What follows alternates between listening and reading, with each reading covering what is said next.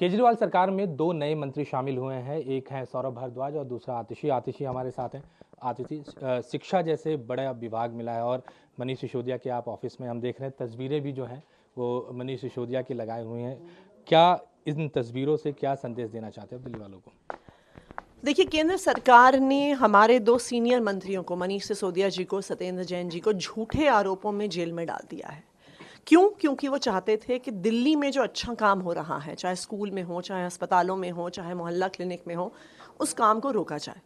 लेकिन अब हम लोगों की ये जिम्मेदारी है कि इस मुश्किल समय में भी दिल्ली के लोगों का काम होता रहे, और इस जिम्मेदारी को जब तक मनीष जी और सत्येंद्र जी जेल से वापस नहीं आ जाते, हम अपनी पूरी मेहनत के साथ निभाएंगे।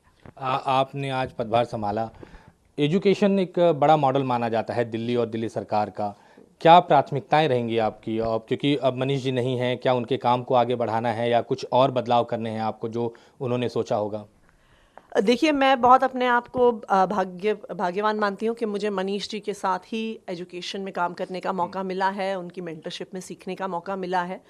तो दिल्ली के सरकारी स्कूल जिन पे मनीष जी पिछले 8 साल से काम करते आए हैं, उनमें शिक्षा का स्तर और बेहतर हो सके। वो प्राइवेट स्कूलों से जिस तरह से आगे बढ़ रहे हैं, जिस तरह से हमारे बच्चों का IIT JEE में एडमिशन हो रहा है, जिस तरह से हमारे स्कूल्स ऑफ स्पेशलाइज्ड एक्सीलेंस को पूरा देश और पूरी दुनिया देख रही है, तो उसी को आगे लेके जाना हमारी जिम्मेदारी होगी। बड़े विभाग की बात करें तो PWD जैसा बड़ा विभाग मिला हुआ है। G20 आने वाले दिनों में देश में है। पावर एक बड़ा विभाग है, तो क्या लगता है कि जिम्मेदारियां बड़ी हैं अब आपके कंधों पर? नहीं, बिल्कुल जिम्मेदारियां तो बड़ी हैं। दिल्ली के लोगों के हित के लिए जिम्मेदारियां हैं। दिल्ली का इंफ्रास्ट्रक्चर PWD के तहत जो आता है, वो एक बहुत बड़ी जिम्मेदारी है। अभी कुछ ही दिन पहले मुख्यमंत्री अरविंद केजरीवाल जी ने आश्रम फ्लाईओवर का भी उद्घाटन किया है। तो उसी तरह दिल्ली के इंफ्रास्ट्रक्चर के काम को आगे लेके जाते रहेंगे, बिल्कुल G20 के भी संदर्भ में, लेकिन एक आम इंसान की ज़िंदगी को बेहतर बनाने के संदर्भ में हमारी पूरी कोशिश रहेगी। मनीष सिसोदिया के जेल जाना, उसके बाद सत्येंद्र जैन का जेल जाना, एक दाग लगा हुआ है। क्या उसको धो पाएंगे? आप लगता है कि अपने कामों से आप उसको धो पाएंगे?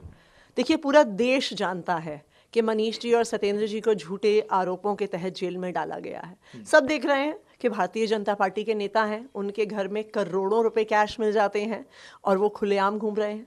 और दूसरी तरफ दिल्ली के शिक्षा क्रांति के जनक मनीष सिसोदिया जी, पूरे देश को मोहल्ला क्लिनिक का मॉडल देने वाले सत्येंद्र जैन जी, जिन दोनों के घरों से, लॉकर से, गांव से, ऑफिस से 1 रुपया भी नहीं मिला, लेकिन वो लोग जेल में हैं।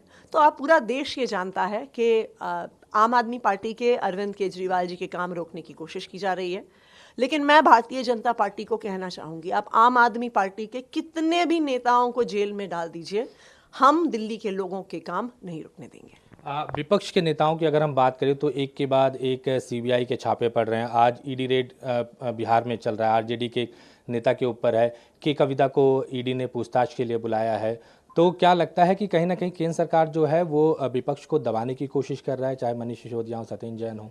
ये तो बिल्कुल साफ है, ये बिल्कुल साफ है। आप मुझे बताइए, भारतीय जनता पार्टी के एक नेता के घर पे 8 करोड़ रुपए कैश मिलता है, क्या हुआ उसके बाद? कुछ भी नहीं हुआ। क्या CBI ने केस रजिस्टर किया? क्या ED ने केस रजिस्टर किया?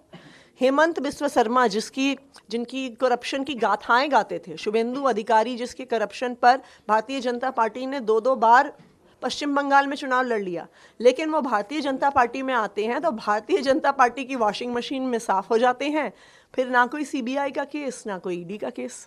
एक बहुत बड़ा चैलेंज दिल्ली सरकार को चलाने में हम लोगों ने देखा कि पिछले दिनों में अधिकारियों का जो साथ है वो मंत्रियों के साथ या सरकार के साथ कम देखने को मिला। तो क्या मानते कि ये चैलेंज होगा और जो अधिकारी हैं वो सरकार के साथ सहयोग करेंगे अब?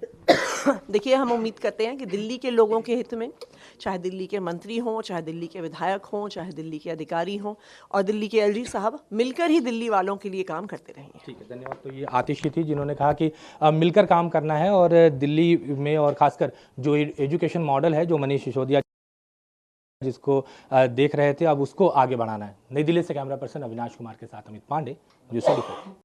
नमस्कार, मैं हूं मानक गुप्ता। अगर आपको हमारा ये वीडियो पसंद आया हो तो इसे लाइक और शेयर जरूर करें, और हाँ, हमें सब्सक्राइब और फॉलो करना ना भूलें ताकि आप देश और दुनिया की कोई खबर मिस ना करें। तो जुड़े रहिए हमारे साथ और देखते रहिए न्यूज़ 24।